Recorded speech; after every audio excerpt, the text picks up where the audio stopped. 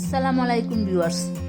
একদিকে ডাল চচ্চড়ি বসিয়ে দিলাম, অন্যদিকে ভাজির জন্য পেঁয়াজ ও রান্নার তেল দিয়ে কিছুটা ভেজে নেব। এখন গাজর ও আলু কুচি করে নিয়েছি, এগুলো আমি দিয়ে দিব। তারপর স্বাদ অনুযায়ী লবণ, আর দেবো 1 চিমটি হলুদের পাউডার, 4-5টা কাঁচামরিচ কেটে নেওয়া দিয়ে দিব। এখন কিছুক্ষণ ভেজে নেব। ভাজাভাজির কাজটা আমি এই লোহার কড়াইয়েই করি। ভেজে নেওয়ার পর দিয়ে দিব একটা ডিমটা ভাজির সাথে ভালোভাবে মিক্স করে নেব। মিক্স করে নিলেই হয়ে যাবে আলু গাজরের ভাজি। এই ভাজিটা রুটি ও পরোটার সাথে অসাধারণ লাগে। আজ এ পর্যন্তই। আপনারা সবাই ভালো থাকবেন। আল্লাহ হাফেজ।